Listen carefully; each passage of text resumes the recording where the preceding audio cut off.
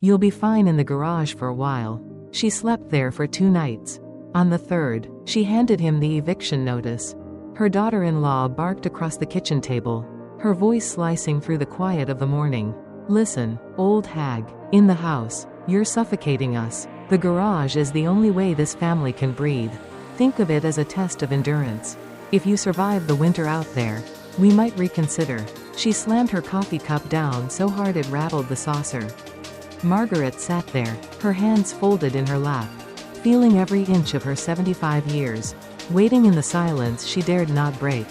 Margaret had been a court secretary for 47 years, organized, respected, known for her careful satchels of case files and her deep, unwavering voice in the chambers.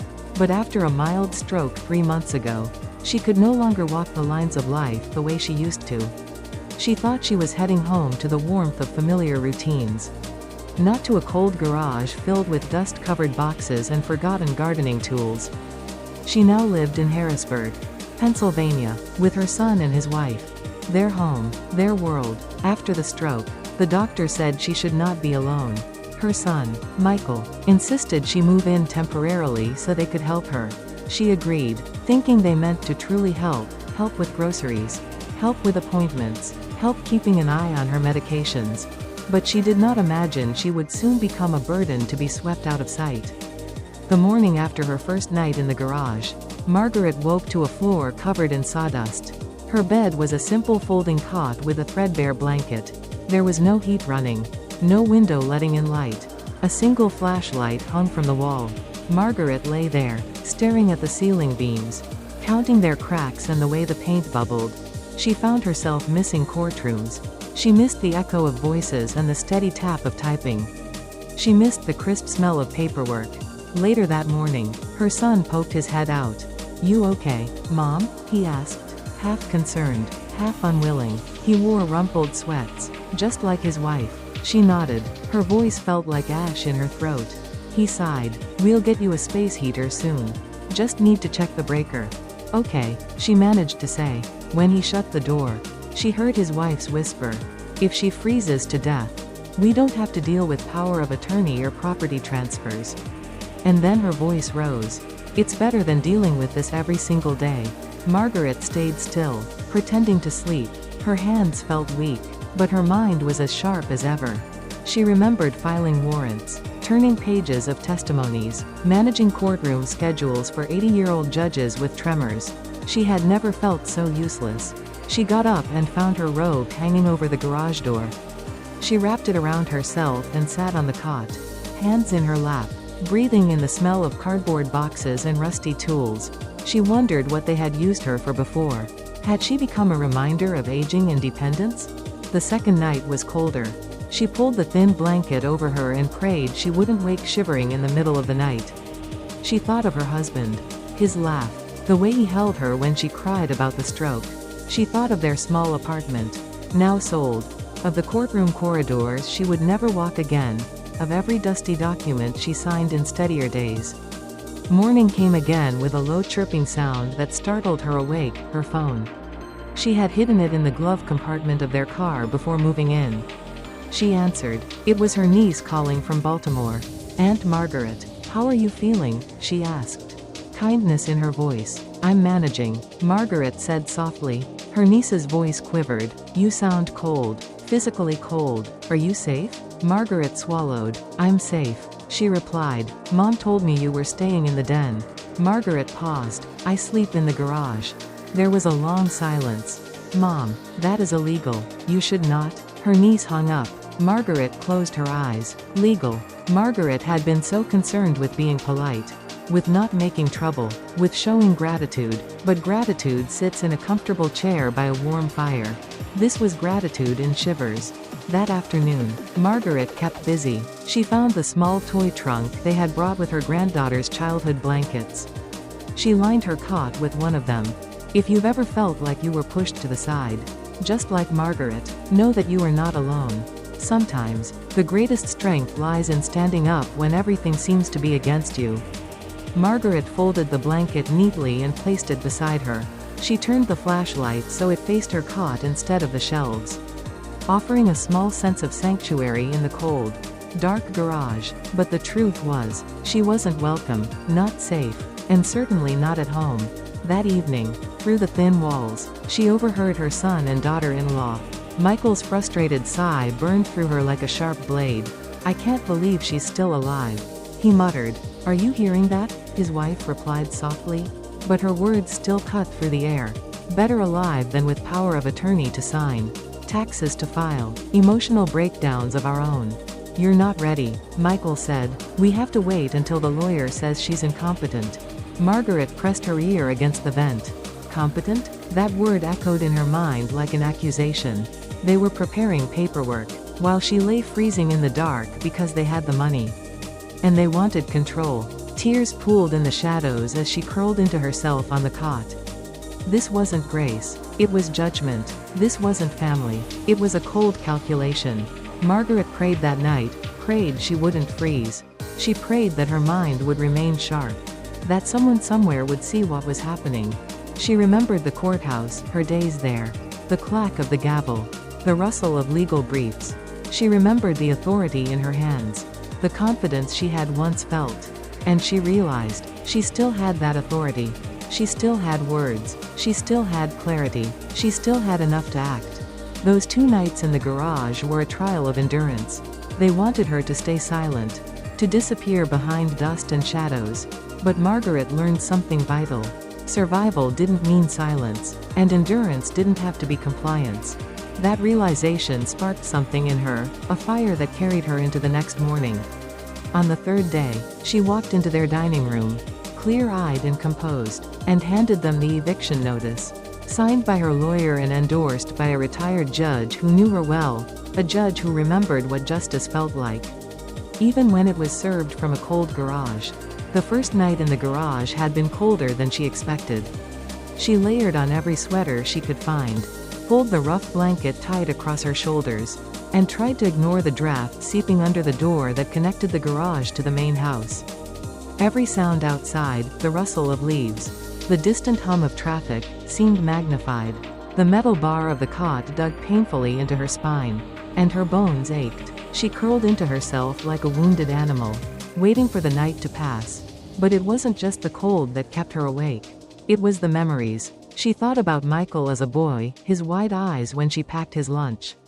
The way he used to hug her after every spelling bee, even the ones he didn't win.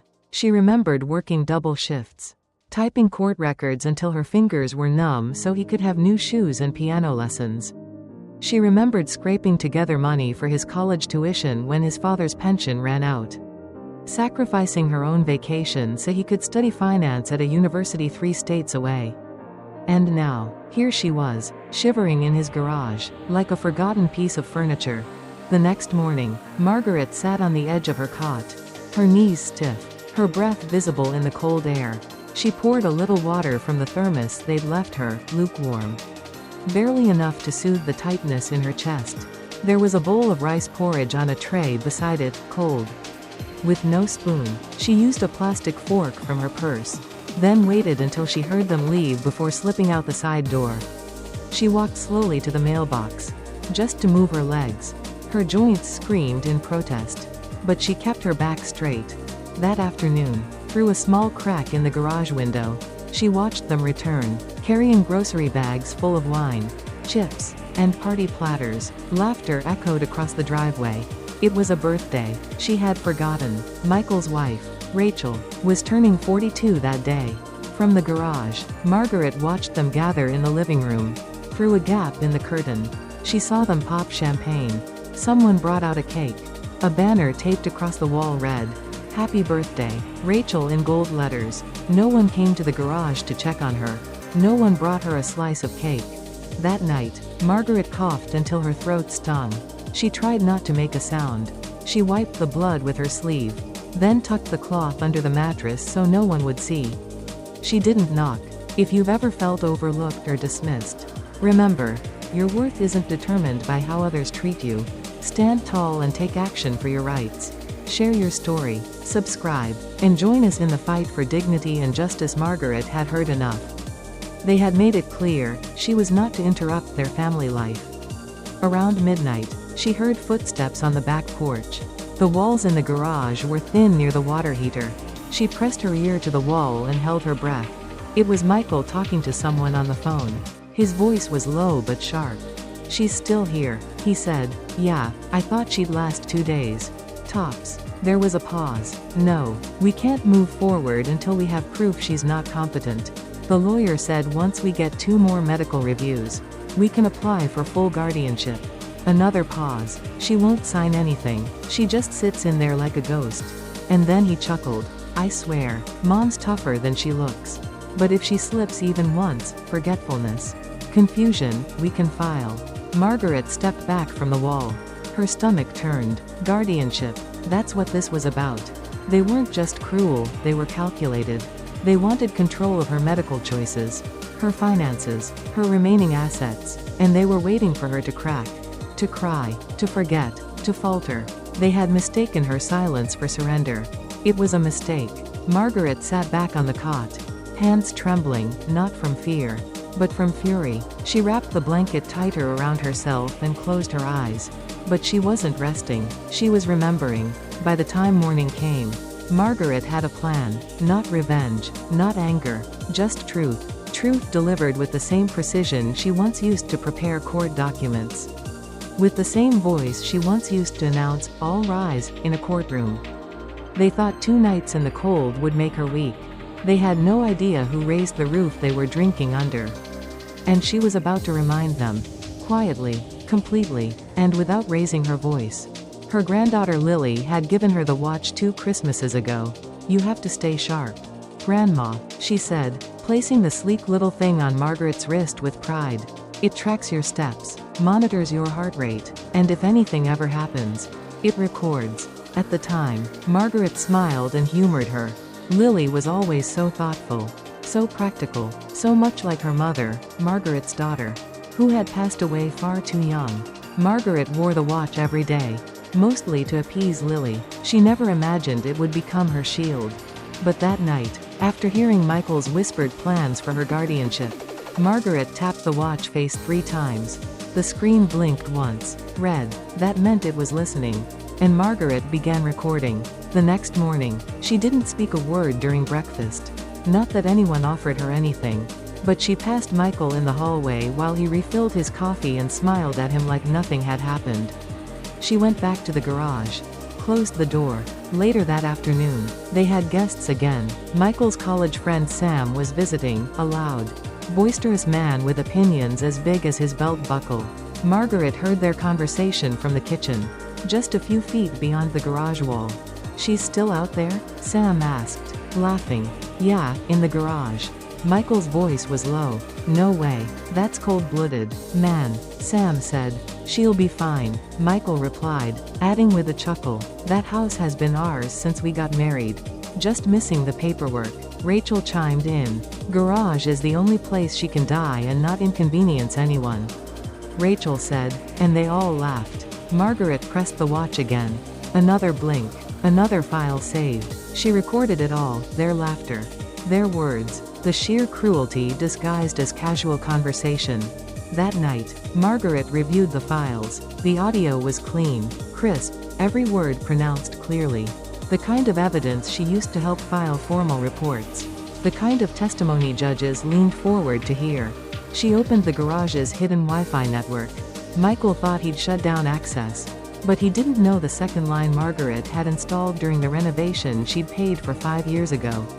Using her old tablet, still tucked inside her suitcase, she transferred the audio and video clips, and sent them to her lawyer, someone she hadn't spoken to in nearly a decade. Her name was Frances. They had worked side by side for over 20 years. Frances had once been the lead clerk in the family court division, known for her encyclopedic memory and zero tolerance for abuse. When Margaret retired, she brought her a yellow rose and said, "If you ever need me, truly need me, you call." That night, Margaret called. Frances answered on the first ring. "I was wondering when you'd finally stop being polite," she said. "I have something," Margaret replied. Michael truly crossed a line when he not only saw his mother as a burden but also began planning to take control of her life. Even though Margaret had sacrificed everything for her son, he treated her this way. Is this the ultimate disrespect that we simply cannot tolerate? Do you agree that sometimes we must speak up and protect ourselves, even when the betrayal comes from those we love most? Keep listening to Margaret's story, because what she did next is not just a personal struggle, but a lesson for all of us about strength and our rights. Margaret felt the warmth of justice stirring within her as she slipped her coat over her shoulders and settled near the side door of the garage.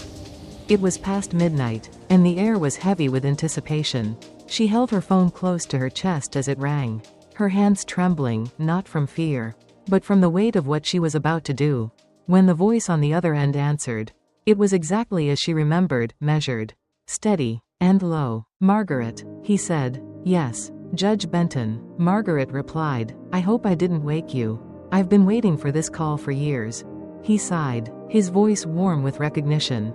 "Tell me what happened." Margaret spoke calmly, quietly, no dramatics, just the facts. She told him about the garage, the freezing nights, the conversations she had recorded.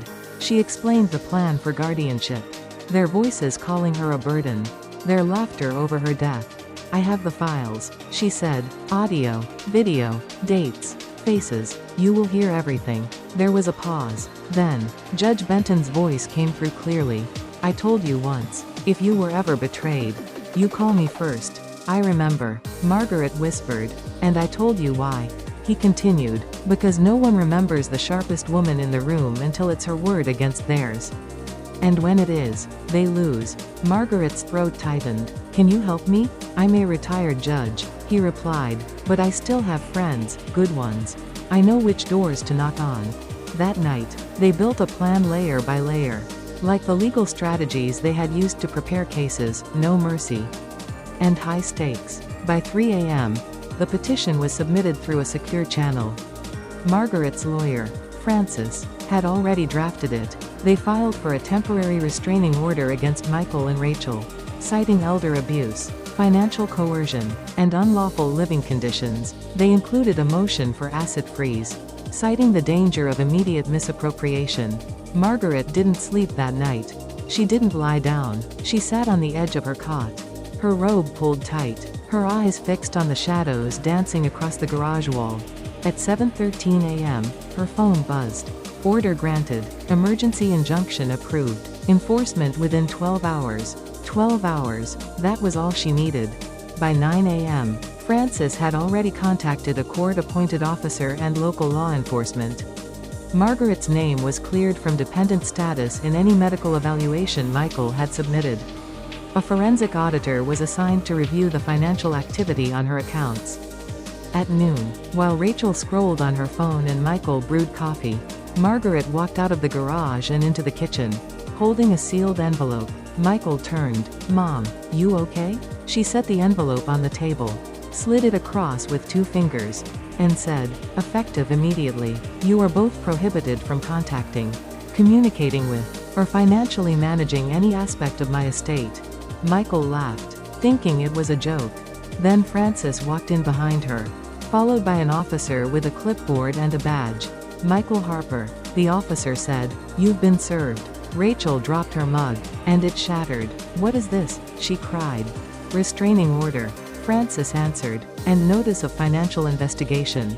Michael paled. "You can't be serious." Margaret met his eyes, unflinching. "You put me in a garage to die. You laughed about it. You planned to take everything while pretending it was care." He started to speak, but the officer raised his hand. "You are advised not to speak further. This is now a legal matter." Just like that, the house Margaret had helped pay for was no longer theirs to manipulate. The woman they tried to bury had returned, carrying proof, protected by the very system she once served. And this time, the gavel was in her hand. On the morning of the 3rd day, Margaret did not shake. She had not slept much the night before, not from fear, but from readiness so sharp it kept her alert. Like she was back at the courthouse steps at 6:45 a.m., reviewing case files in the biting winter wind with a black coffee in hand. The kind of readiness that comes not from rage but from clarity. Margaret's strength and clarity in her darkest moments remind us that no matter how heavy the weight of betrayal, there's always a way to stand up and fight for what's right. What about you? Have you ever faced a situation where you were pushed to your limits? Do you believe standing up for yourself is always the answer? Share your thoughts below and keep listening to see how Margaret's journey unfolds. Margaret's actions were sharp, deliberate. She put on her best coat, dark navy wool lined, the one Charles had given her the Christmas before he passed. She brushed her hair, pinched some color into her cheeks, and tucked the thick yellow envelope under her arm like it was a loaf of bread. She didn't knock when she entered the kitchen. Michael was at the counter, swirling milk into his cereal, shirtless, humming as though nothing in the world had ever gone wrong. Rachel stood near the sink in her robe, scrolling on her phone with a smirk on her lips. Margaret walked to the center of the room and placed the envelope on the table. Deliberate and quiet, she took a step back and folded her hands. Michael turned, clearly annoyed. "What's that?" he asked. Margaret didn't speak.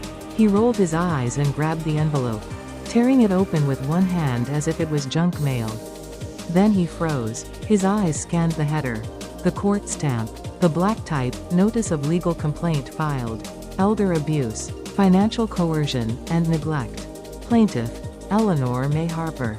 Defendant, Michael Stephen Harper.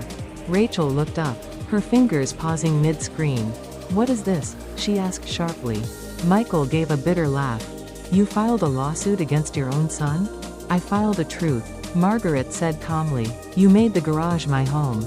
You made your ambition more important than my well-being. And now I've made the law my witness." He slammed the paper down. "You can't be serious." "I am," Margaret replied, "and so is the judge who signed the order." "This is garbage," he snapped. "It won't hold." Rachel grabbed the packet. Her eyes widened. "Michael, there's an emergency order in here. A 30-day restraining order. Effective immediately," Margaret said, her voice unwavering. Michael turned to her, voice rising. "You are my mother and you are my plaintiff." Margaret stood her ground. "You were," she said, "but today, you're just another man who underestimated a woman who remembers everything." As the officer raised his hand to stop Michael from speaking, Margaret stepped forward. "I gave you 30 years of sacrifice. I gave you a future. And you gave me a garage and a plan to steal what little I had left." Michael's defiance began to tremble in his shoulders. "This is insane. She's old. She's confused. She doesn't even know what she's doing." Margaret held his gaze, steady and clear. "I know exactly what I'm doing." Do you think Rachel, who stood by and watched as her husband plotted against Margaret, truly understood what was happening? Was she just an accomplice? Or someone trapped in a situation she couldn't escape? Let us know what you think in the comments below about how family loyalty, or the lack of it, can shape such painful situations. The officer handed Michael a packet. "You have 1 hour to pack. You will stay at a separate residence. Any contact, physical or digital, will violate the court order and may result in arrest." "I'm her son," Michael muttered. "You were," Margaret replied, "but today, you're just another man who underestimated a woman who remembers everything." He didn't speak again. They left in under an hour. The garage sat empty by nightfall. And Margaret, wrapped in the same coat Charles gave her, finally sat at the kitchen table in the chair they once said she wasn't welcome in. She opened the window to let the cold air in, not because she had to, but because she chose to. By the end of that week, her story had left the garage and entered the public square. It started with a local journalist named Terry, whom Margaret had known in passing from the courthouse years ago. Terry had heard whispers about the protective order being issued in under 12 hours and a son being removed from his own home by his mother, a retired court clerk. She called Francis to ask if Margaret would talk. Margaret said yes. They met at Francis's office, where Margaret told her story with the same clarity she had used reading court briefs for decades. No tears, no dramatics, just the facts. The recordings, the dates, the blanket, the blood she coughed into her sleeve, the birthday party behind a wall, and the laughter that followed their plan. The article hit the local paper 2 days later, with a headline that made Margaret's heart stop. The headline read, "Mother sleeps in garbage. Takes son to court, and wins." The subheading continued, "Retired clerk files elder abuse charges after being forced into freezing conditions." Evidence includes hidden recordings and court testimony from a retired judge. The photo taken outside the courthouse showed Margaret in her navy coat. Eyes sharp. Face calm. That image spread quickly. By Friday, regional outlets had picked it up. A Sunday morning talk show asked to interview her live. She declined the national press. But only because she had more pressing invitations. The Central Pennsylvania Women's Alliance reached out first. "We'd be honored to have you as a guest of distinction at our spring forum." The organizer said, "You've given so many women strength." Then came the Harrisburg Senior Council, a legal roundtable, and even the State Bar Association. It seemed Margaret had become something of a folk hero, the grandmother who took back her chair at the kitchen table. But what moved her most wasn't the titles or the panels. It was the handwritten letters. They came by the dozens. One from a woman in Pittsburgh, who had spent 6 months sleeping in her basement while her son's wife told people she was traveling. One from a woman in Ohio, who thanked Margaret for reminding her that being quiet doesn't mean being helpless. Every evening, Margaret sat at her desk, replying to as many letters as she could. It became a ritual: tea, music, and writing back to the women who, like her, had waited too long to speak. Meanwhile, back in Harrisburg, things unraveled for Michael and Rachel faster than even Frances had predicted. The church they attended held a private meeting after reading the local news and receiving a wave of concerned calls. Michael, once the chairman of their community board, was quietly removed from his leadership position. He violated the moral trust we expect of our stewards, their pastor later told Margaret. But the real blow came the following week. An investigator assigned by the state's Department of Aging launched a full review of Margaret's case, including the recordings she had submitted. As part of the inquiry, Rachel's parental capacity was evaluated, especially after the infamous quote she gave during that recorded conversation: "The garage is the only place she can die and not inconvenience anyone." That line appeared in nearly every news story. Rachel argued it was taken out of context. But context didn't save her. The court issued a temporary suspension of her custodial rights to her daughter, Margaret's granddaughter. The child was placed with Rachel's sister, pending further evaluation. Rachel's screams echoed down the courthouse hallway that morning. Margaret didn't go to watch. She didn't need to. Frances called Margaret after and simply said, "It's done. She's out." There was no satisfaction in seeing a mother lose her child. But there was justice in seeing a woman held accountable for thinking another woman's life was disposable. Later that month, Margaret was asked to speak at a seminar titled "Power in Quiet Resistance." She stood at the podium, facing an audience of women, some young, some gray-haired, each leaning forward as if every word mattered. She began, "I am not loud. I was never the loud one. I took notes. I scheduled hearings. I organized the truth into neat folders and handed it to men who got the credit. But I never forgot how to speak. I just waited for when it mattered. They put me in a garage and called it generosity. But I recorded their cruelty and I gave it to justice. Not for revenge, but because someday, another woman might be in a garage with no coat. And I want her to know she is not alone." The crowd rose to their feet. Margaret didn't smile widely. She simply bowed her head, grateful, grounded. That night, when she returned to her little apartment, Angela had helped her rent. Margaret looked around at the simple walls, the working heater, the soft chair near the window. There was no velvet, no granite counters, no glitter, just peace and power. The kind that doesn't scream. The kind that never forgets. Margaret now lived in a second-floor apartment in a quiet neighborhood on the edge of Mechanicsburg, just 20 minutes from the courthouse she once served. And a world away from the garage she had been left to freeze in.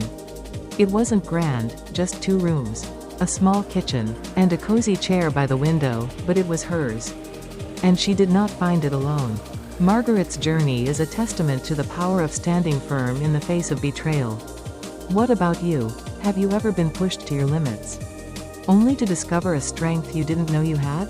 Do you believe, like Margaret, that justice isn't about revenge, but about giving voice to the silent? Share your thoughts below, and continue following Margaret's story of resilience. Angela, Margaret's granddaughter's daughter, was her sharpest thread to hope. She had found this place for Margaret, driving her here the day after the protective order was in place. Angela brought Margaret's suitcase, unpacked her clothes, and arranged her few keepsakes on the bookshelf. She brewed Margaret's tea before she even asked for it. Angela was also the one who called Margaret Grandma again. Without hesitation, as if her title had never been tarnished. "You're safe now," she told her, and for the first time in months, Margaret believed her. Angela visited 3 nights a week after her nursing shifts. They would make soup, play dominoes, and sometimes, just sit in silence. Margaret found peace in that silence, feeling it heal instead of bruise. Once the media storm quieted, Margaret was asked to speak again. This time, it wasn't at a women's forum or a legal roundtable, but on national television. A Sunday morning news segment called Voices of the Forgotten wanted to feature her case as part of a series on elder abuse and family betrayal. At first, Margaret said no. She had said enough. She had won. What more was there to prove? But Angela looked at her and said, "Grandma, someone out there is still sleeping in a garage. Someone who doesn't have a lawyer, a judge, or a recording, but maybe they'll hear you." Margaret agreed, and so she said, yes. The set was sterile and bright, the lights hot, and the anchor polished and charming. She held Margaret's hand during the sound check.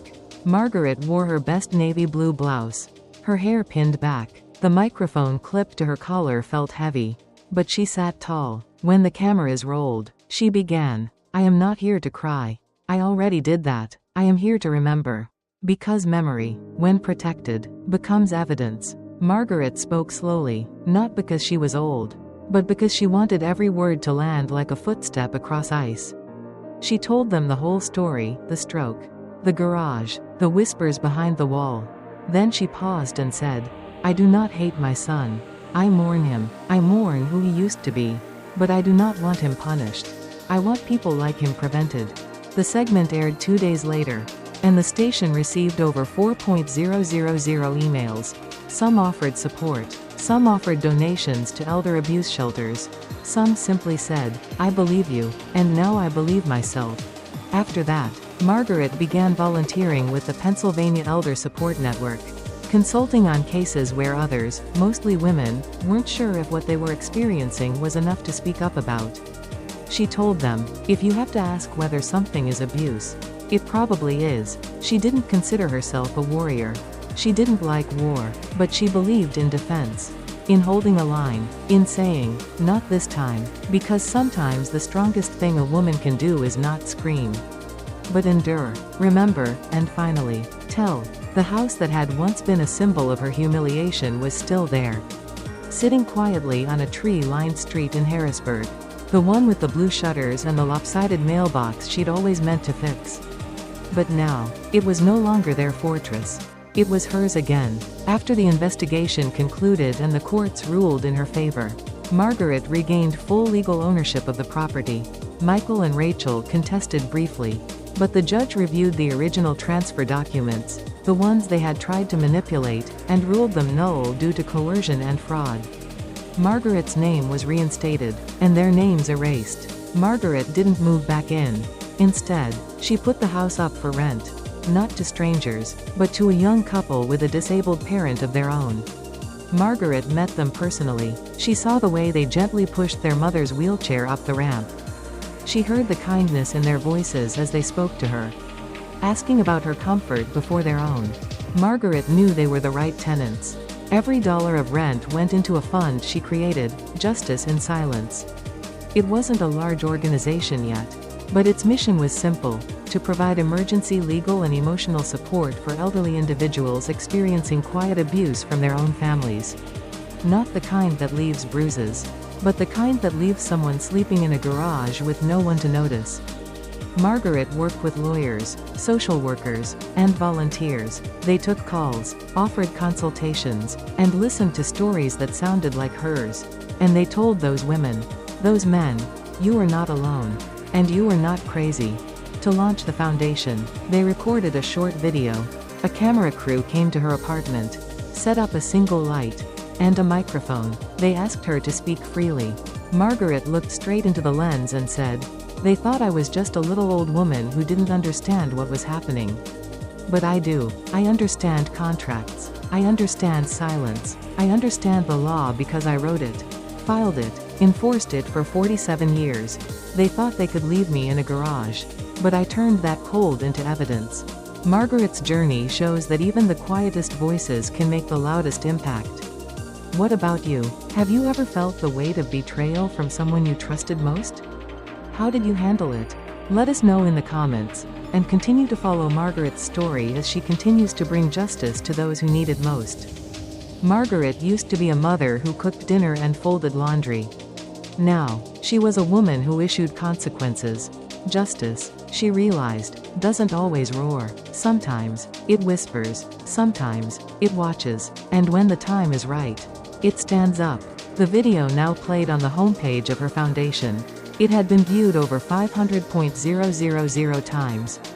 Margaret still lived simply. Her days were quiet. But now, when she sat by the window with her tea and heard the laughter from the street below, she smiled, because this wasn't just a story of how she had been mistreated. It was a story of how she had remembered who she was and became the judge of her own ending. After everything, the restraining orders, the interviews, the foundation launches, Margaret began writing letters. Not to lawyers, not to reporters, but to them, to Michael, to Rachel, and most of all, to her granddaughter. She had no illusions. She didn't write out of sentiment. She wrote because there were things that needed to be said clearly, calmly, and permanently. The letter to Michael was 3 pages long, typed, signed, and delivered by certified mail. It started simply, "You stopped calling me Mom long before the garage." Margaret reminded him of the summer she worked overtime to buy his first suit for the debate team. She reminded him of how she had learned to drive again at age 60 just to take him to his college interviews when his father was in the hospital. She reminded him that she never once asked for repayment, only for respect. Then, she wrote, "When you placed me in the garage, you did not just fail as a son. You failed as a man entrusted with memory. You forgot who held your fevered body through nights of cruelty and despair. And that forgetting, more than the cruelty, is what condemned you." She ended the letter without hate but without forgiveness. "You may repair your life, but not through my silence. You lost the right to that." The letter to Rachel was shorter. "You laughed about where I might die. I hope you remember that sound every time your daughter asks where her grandmother went." No more, no less. The hardest letter to write was to her granddaughter, Maddie. Maddie had been only 12 when everything happened, young enough to be shielded, old enough to notice things not spoken. Maddie had slipped a folded card under the garage door on the second night. Margaret still had it. It read, "I'm sorry if I was mean. I love you, Maddie." Margaret didn't answer then, but now, sitting at her desk by the window, she wrote, "Maddie, you did nothing wrong. The silence between us was not your fault. Sometimes, adults hide their shame by calling it protection. But you are old enough to know that loving someone means asking questions. And I hope one day when you are ready, you'll ask me everything. I will tell you the truth. And I will never make you feel small for seeking it." She signed it simply, "With love always and unshakably, Grandma." Margaret mailed it, not knowing if it would be answered, but knowing she needed Maddie to understand that she hadn't disappeared. She had reclaimed her name, her space, her story, and most of all, her voice. That is what justice in silence is really about. Not punishment, but presence. Not revenge, but the restoration of truth. Page by page, word by word, until even the women in garages are remembered by name. And no one ever dares to forget them again. Thank you for walking this road with her. If you've made it to the end of this story, perhaps it's because something inside you recognized the cold. Not the cold of a garage in Pennsylvania, but the cold of being dismissed, underestimated, or quietly erased. Maybe you felt the sting of being called a burden or heard someone whisper behind closed doors that you've had your time. As if dignity came with an expiration date. Maybe, like Margaret, you were told to be grateful for scraps while they dined at the table you once paid for. Maybe you were told that your pain was exaggeration, that your memories were wrong, that your truth was inconvenient. If so, know this: you are not alone. Here at Lynn Remember, we hold space for women who endured, who kept the receipts while everyone else forgot the debt. We speak for the mothers The grandmothers, the widows, and workers who gave everything and asked for almost nothing, only to be told one day that they were in the way. But we don't stay silent anymore. We don't scream to be heard. We speak with the weight of years, of memory, of justice long delayed. Because our stories aren't fiction. They're the missing pieces behind every family portrait that looked too perfect. They're the footnotes no one wanted to publish and now finally they're being told. If this story moved you, if it made you clench your jaw or blink back tears or whisper me too into the quiet, then I invite you to stay with us. Subscribe to Lynn Remember, because when you do, you're not just clicking a button. You're sending a message to the world and to every elder woman who was ever pushed aside that we are still here. That we are still watching. That we are still telling the truth. And that truth, it may come late, it may come quiet, but it never comes empty. Click that subscribe button because revenge has no expiration date and wisdom never retires.